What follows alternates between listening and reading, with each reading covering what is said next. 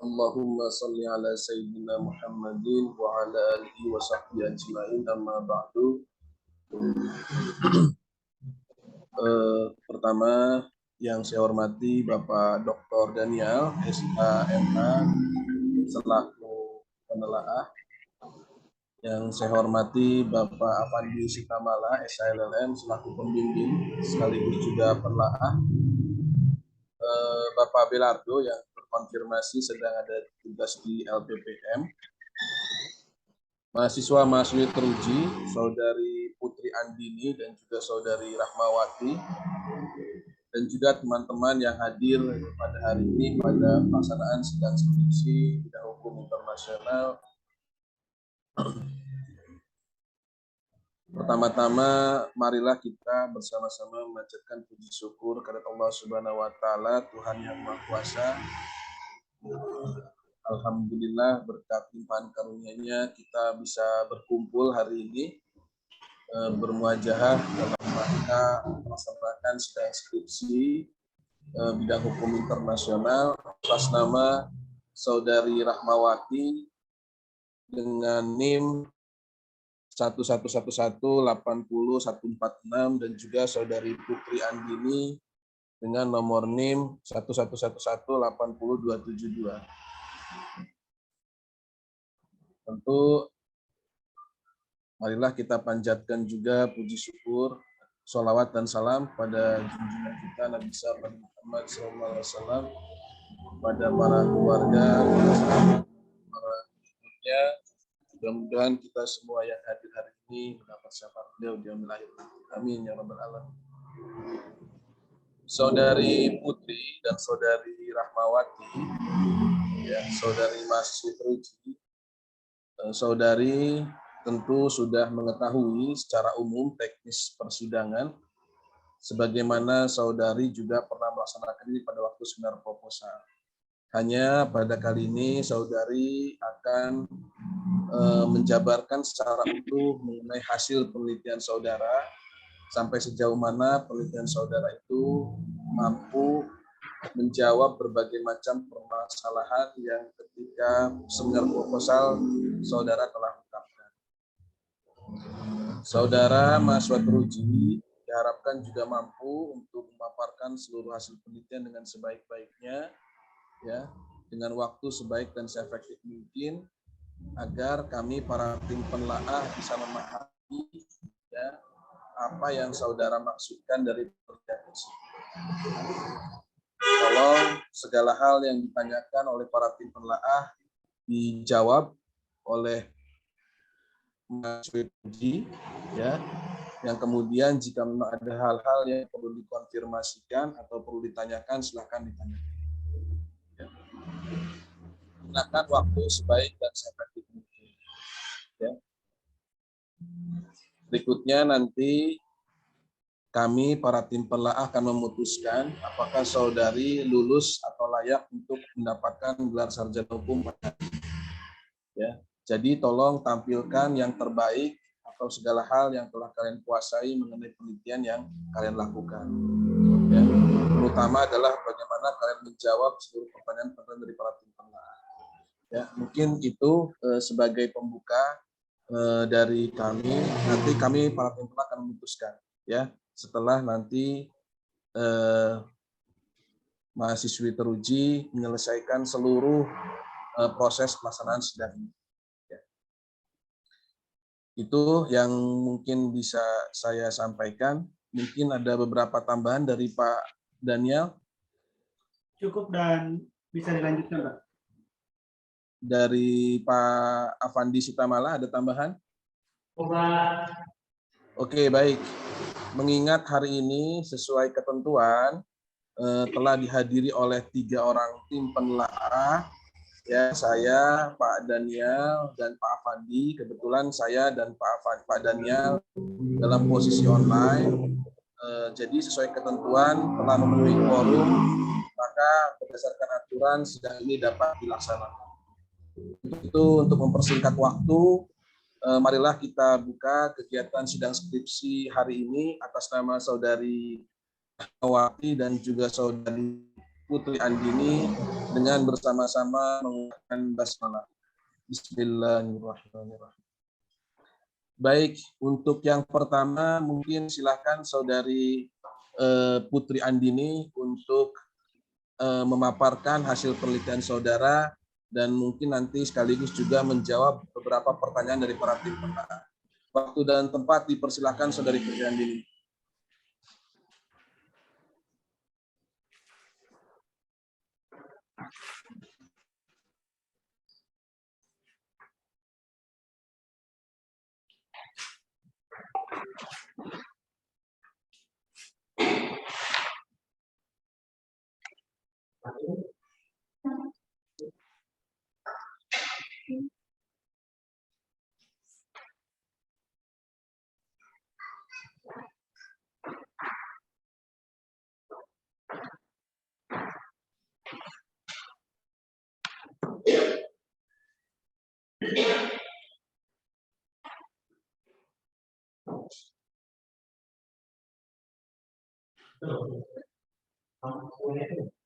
Enggak.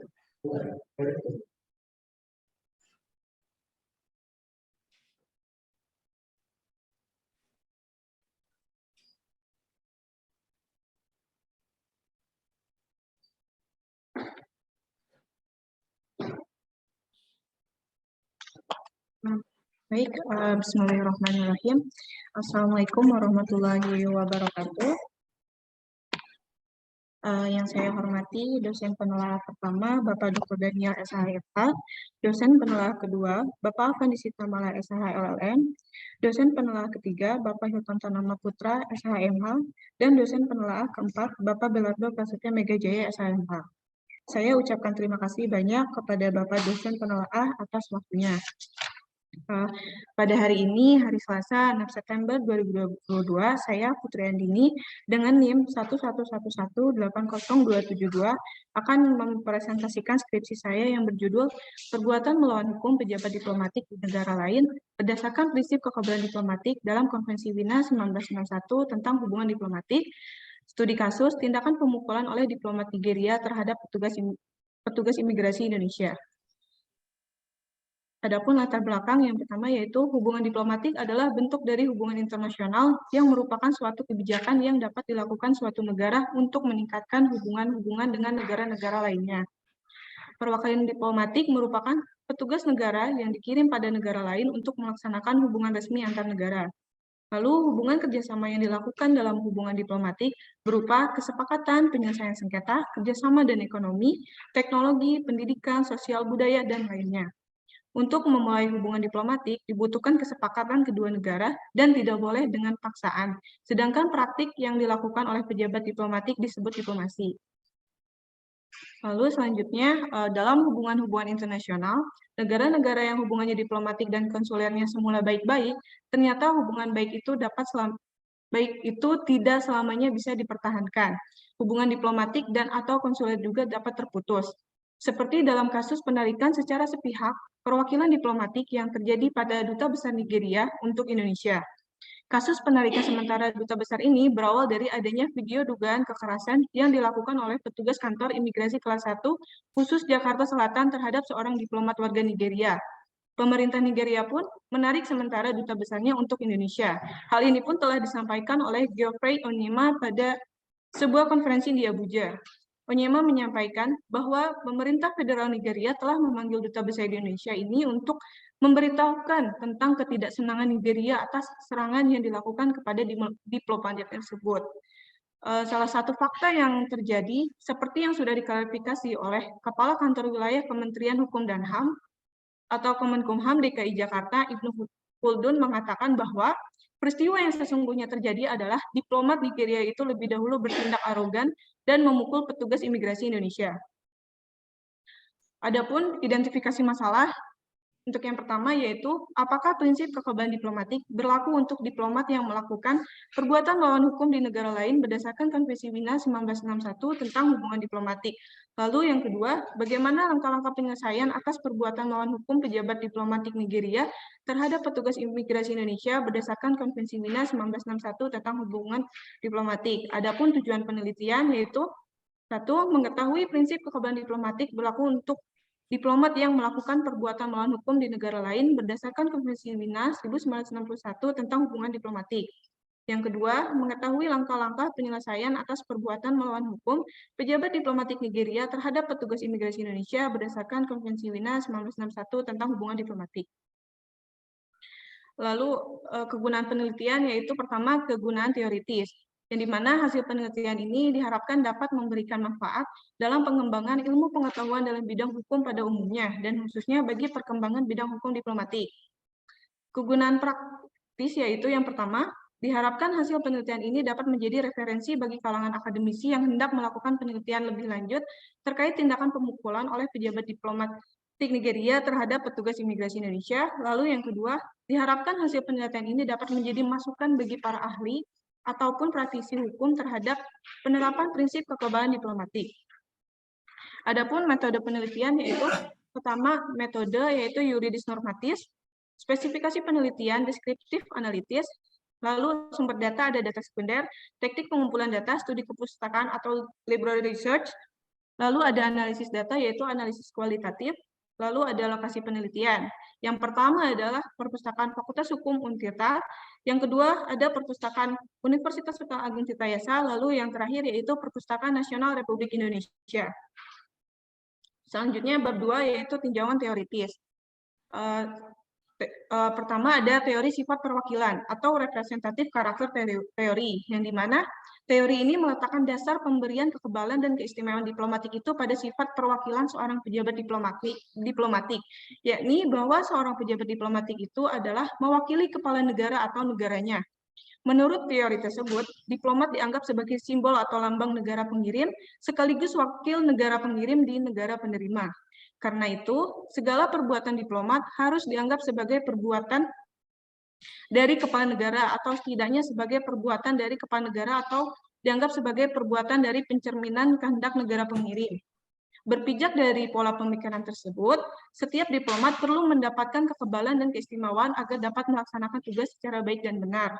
Lalu adapun prinsip kekebalan diplomatik, yang dimana seorang pejabat diplomatik yang bertugas di suatu negara diberikan kekebalan dan keistimewaan tertentu, atau diplomatic immunities dan privilege. Sementara itu, dilihat dari pengertian yang terkandung makna kata sesuai dengan bahasa aslinya, yaitu diplomatic immunities mencakup dua pengertian, yaitu inviolability dan immunity. Jadi dalam pengertian diplomatic immunity tercakup makna tidak dapat diganggu-gugat dan kebal. Lalu bab 3 ada tinjauan umum perbuatan melawan hukum pejabat diplomatik di negara lain berdasarkan prinsip kekebalan diplomatik dalam Konvensi Wina 1961 tentang hubungan diplomatik.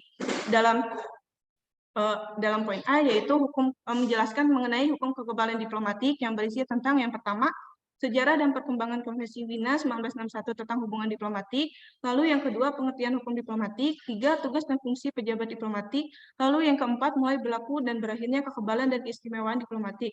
Lalu untuk poin B yaitu perbuatan melawan hukum pejabat diplomatik di negara lain berdasarkan Konvensi Wina 1961 tentang hubungan diplomatik. Yang pertama yaitu perbuatan melawan hukum pejabat diplomatik di negara lain, yang kedua perbuatan melawan hukum pejabat diplomat Nigeria terhadap petugas imigrasi Indonesia. Lalu yang ketiga, akibat hukum pejabat diplomatik yang melakukan perbuatan melawan hukum.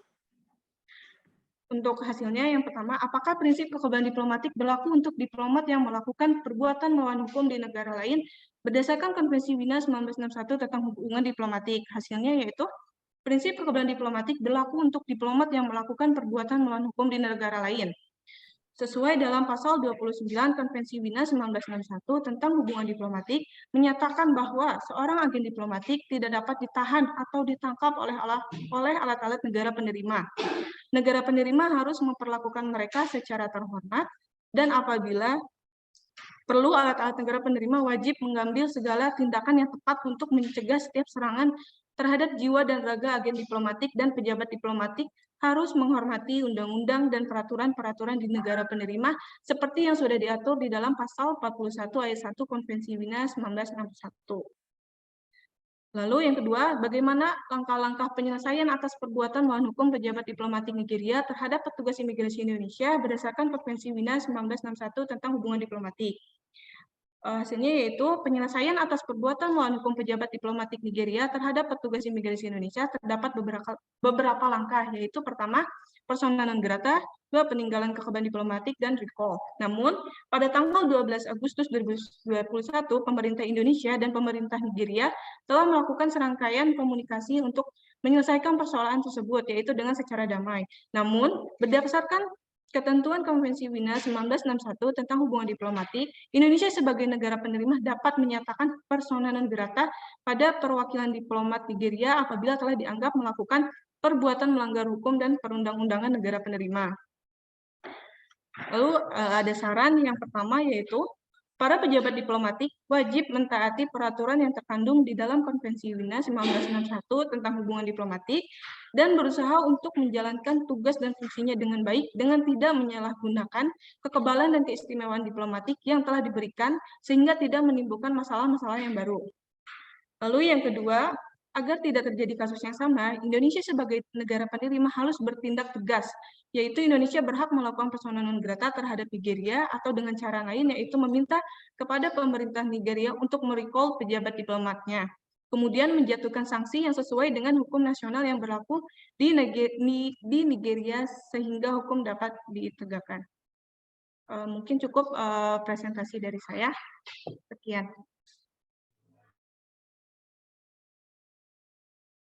Hormati Bapak Dr. Daniel Amir SHMH selaku penelaah 1, yang saya hormati Bapak Belardo Prasetya Megajaya SHMH selaku penelaah 2, yang saya hormati Bapak Hilton Tarnama Putra SHMH selaku penelaah 3 sekaligus pembimbing 1 saya, dan yang saya hormati Bapak Afandi Sitamala SHLLM selaku penelaah 4 dan sekaligus pembimbing kedua saya. Saya ucapkan terima kasih banyak kepada para dosen penelaah dan pembimbing yang telah menyempatkan waktunya untuk menguji saya dalam sidang skripsi pada hari ini, Selasa 6 September 2022. Saya Rahmawati dengan NIM 11111801446 akan mempresentasikan skripsi saya yang berjudul Penggunaan Cryptocurrency sebagai Alat Pembayaran dalam Perdagangan Internasional berdasarkan WTO Agreement. Penelitian saya ini dilatar belakangi oleh perkembangan teknologi yang cepat, yang merubah paradigma baru bagi konsumen, termasuk negara, akan pelayanan yang cepat, yang mudah, dan praktis tanpa harus terikat cara-cara lama. Salah satunya berdampak kepada alat pembayaran. Alat pembayaran itu merupakan media yang digunakan dalam pembayaran, dan yang sah diakui dalam perdagangan internasional ada letter of credit, advance payment, open account, consignment, dan collection. Tetapi metode-metode tersebut tidak selamanya menjadi baik di mata dunia karena tidak dapat mengikuti perkembangan zaman. Hal ini mengakibatkan sebuah fenomena baru, munculnya mata uang virtual yang selanjutnya berkembang menjadi cryptocurrency yang terdesentralisasi dari pihak bank dan juga negara. WTO sebagai organisasi perdagangan terbesar di dunia belum mengatur mengenai penggunaan cryptocurrency baik sebagai alat pembayaran maupun sebagai komoditas. Padahal maraknya penggunaan cryptocurrency ini berdasarkan studi ketiga yang dilakukan oleh Universitas Cambridge pada tahun 2022, terdapat peningkatan penggunanya sebesar 189%, dan juga beberapa negara seperti Rusia, Venezuela, dan Iran telah menggunakan cryptocurrency sebagai alat pembayaran perdagangan internasionalnya. Maka dari itu, hal ini menandakan bahwa fenomena ini urgent untuk dibahas dan dicari permasalahannya. Maka dari itu, cryptocurrency yang terus berkembang, meskipun belum ada pengaturannya, tetapi hukum ini tidak bisa membiarkan ketidakpastian dalam penggunaan cryptocurrency ini. Maka dari itu, terdapat penelitian terdahulu yang telah dilakukan oleh Rahma Putri Soleha dan Arif Afriansa dengan jurnal yang berjudul Regulation of Cryptocurrency in World Trade Organization, dan juga yang dilakukan oleh Ananda Ogi Putra dalam bentuk skripsi yang berjudul Implikasi Transaksi Cryptocurrency dalam Hukum Perdagangan Internasional. Maka berdasarkan latar belakang tersebut, tujuan dari penelitian ini adalah yang pertama, untuk mengetahui apakah penggunaan cryptocurrency ini sebagai alat pembayaran dalam perdagangan internasional bertentangan dengan WTO Agreement. Dan yang kedua, untuk mengetahui bagaimana dampak penggunaan cryptocurrency sebagai alat pembayaran dalam hukum perdagangan internasional. Maka dari itu, terdapat kegunaan teoritis dari penelitian ini yang diharapkan dapat dijadikan bahan acuan dan dikembangkan oleh peneliti selanjutnya, dan juga diharapkan dapat memberikan semangat pemikiran untuk perkembangan ilmu bidang hukum internasional dan hukum perdagangan internasional pada khususnya. Sedangkan kegunaan praktis dari penelitian ini diharapkan dapat memberikan informasi serta menjadi sumber referensi maupun bahan kajian. Kerangka pemikiran dari penelitian ini menggunakan yang pertama prinsip perdagangan bebas atau free trade dan teori efektivitas. Istilah perdagangan bebas merupakan konsep di mana perdagangan itu tidak dibatasi oleh kebijakan pemerintah, terutama terkait sektor ekspor dan impornya. Selanjutnya, teori efektivitas, kita dapat mengetahui suatu kegiatan organisasi dikatakan efektif apabila kegiatan tersebut mencapai tujuan yang telah ditentukan oleh organisasinya. Metode penelitian yang digunakan adalah yuridis normatif dengan menggunakan spesifikasi penelitian deskriptif analitis dan menggunakan data sekunder, teknik pengumpulan datanya, studi kepustakaan, dan dianalisis melalui analisis kualitatif dan melakukan lokasi penelitiannya di Perpustakaan Hukum Fakultas Hukum Universitas Sultan Ageng Tirtayasa, Perpustakaan Untirta, dan Perpusnas Republik Indonesia. Masuk ke bab 2 yang berisi mengenai tinjauan teoritis tentang prinsip perdagangan bebas dan teori efektivitas. Yang pertama ada prinsip perdagangan bebas. Definisi dari prinsip perdagangan bebas itu sendiri menurut Adam Smith mengatakan bahwa intervensi pemerintah terhadap pasar nantinya tidak akan membawa kemajuan kepada kesejahteraan umum. Selanjutnya penerapan prinsip perdagangan bebas terdapat dalam WTO Agreement yang secara langsung terdapat dari tujuannya dan juga tertuang dalam pasal 1 GATT, pasal 3 GATT, pasal 11 GATT, dan sebagainya, seperti prinsip most favored nation, prinsip national treatment, dan sebagainya. Lalu hubungan atau relasi antara prinsip perdagangan bebas dengan penggunaan cryptocurrency sebagai alat pembayaran ini dapat kita simpulkan bahwa berdasarkan teori perdagangan bebas Adam Smith, penggunaan cryptocurrency sebagai alat pembayaran ini apabila dilarang ataupun dibatasi oleh kebijakan pemerintah, maka nantinya tidak akan membawa kemajuan kepada kesejahteraan umum. Selanjutnya yang kedua digunakan teori efektivitas. Menurut H. Emerson, efektivitas itu pengukuran dalam arti pencapainya sasaran atau tujuan yang telah ditentukan sebelumnya. Untuk mengukur suatu kegiatan dikatakan efektif atau tidak, Tayyip Nafis mengatakan bahwa dapat digunakan pendekatan yang berorientasi pada tujuan suatu organisasi tersebut. Penerapan dari teori efektivitas dalam WTO Agreement itu terdapat di tujuan WTO sendiri untuk meningkatkan standar kehidupan manusia, tercipta lapangan pekerjaan, dan sebagainya. Sedangkan hubungan antara teori efektivitas dengan dampak dari penggunaan cryptocurrency sebagai alat pembayaran itu untuk mengetahui dampak dari penggunaannya digunakanlah teori efektivitas. Jadi dapat dilihat apakah nanti kegiatan tersebut bila ditinjau dari tujuan WTO dapat mengefektifkan alat pembayaran yang setelah ada atau malah sebaliknya. Masuk ke bab 3, yaitu mengenai tinjauan umum penggunaan cryptocurrency dalam perdagangan internasional, dibedakan menjadi 2 bagian. Yang pertama, tinjauan umum tentang hukum perdagangan internasional dan WTO Agreement, dan bagian yang kedua mengenai penggunaan cryptocurrency dalam perdagangan internasional oleh berbagai negara. Yang pertama, hukum perdagangan internasional yang tadi telah dijelaskan sebelumnya, alat pembayaran dalam perdagangan internasional, ada advance payment, draft collection, open account, consignment, dan letter of credit. Dan WTO itu merupakan organisasi perdagangan internasional terbesar di dunia yang berdasarkan pada prinsip perdagangan bebas. Perjanjian dalam WTO terdapat banyak, salah satunya ada GATT, ada GATS, ada TRIPS, dan sebagainya.